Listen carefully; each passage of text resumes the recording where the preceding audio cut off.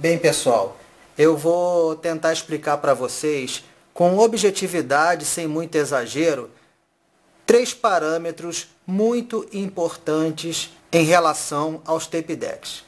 O primeiro parâmetro é a relação sinal-ruído. A relação sinal-ruído é uma característica que define a qualidade de todo aparelho de tape deck.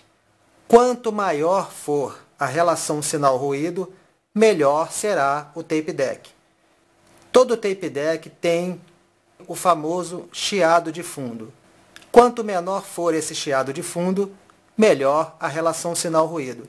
E isso só é conseguido através dos melhores equipamentos, com melhores circuitos, consequentemente os mais caros, na época em que foram fabricados. Principalmente os que possuem Dolby System.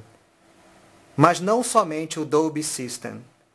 A qualidade da fita, a qualidade do cabeçote e os circuitos envolvidos na gravação e reprodução da fita.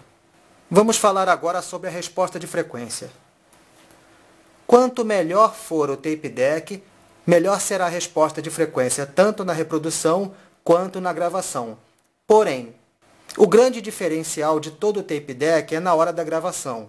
Reproduzir bem, a maioria deles reproduz bem. Na hora da gravação é que você conhece a verdade sobre um tape deck, pois é nessa hora que ele mostra exatamente a qualidade que possui. Portanto, quanto melhor for o tape deck, consequentemente melhor será suas características em relação à resposta de frequência, tanto nos graves quanto nos agudos, que são justamente as frequências extremas do espectro auditivo e também as mais problemáticas, principalmente os agudos. A primeira coisa que se perde numa fita cassete mal gravada ou mal conservada são exatamente os agudos. Um tape deck de boa qualidade vai ter capacidade de gravar frequências em torno de mais ou menos 30 Hz até cerca de 15 kHz. Isso é o melhor que se pode conseguir num tape deck. E já está muito bom, desde que isso seja verdade, desde que esses parâmetros estejam em mais ou menos 3 dB. Muitos fatores estão envolvidos nessa questão. Os circuitos, o cabeçote, a qualidade da fita que você está usando para gravar. Como dito antes, quanto melhor for o tape deck, melhor será sua resposta de frequência.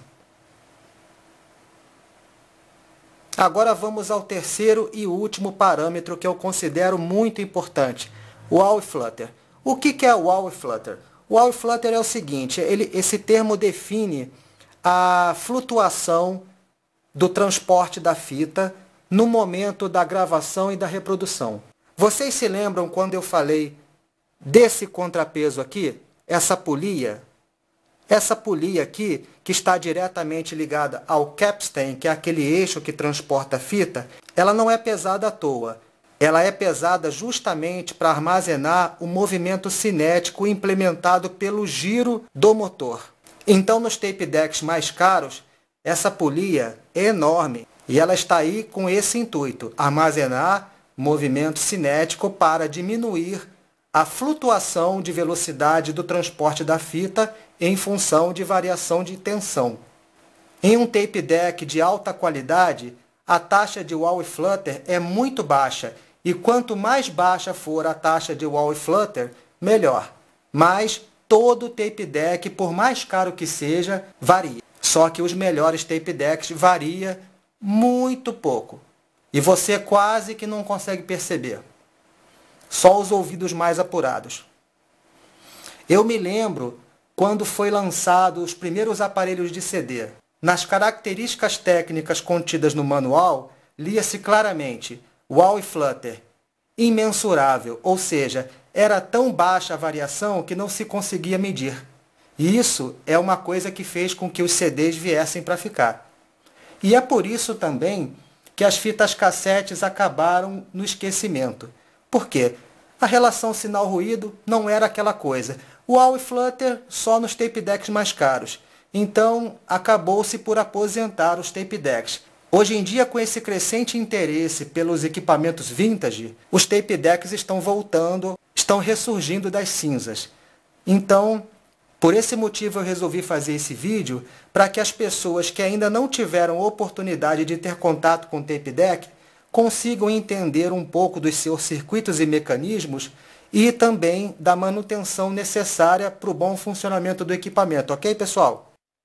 Um abraço a todos, peço que assistam a sequência desse vídeo com outras dicas e esclarecimentos.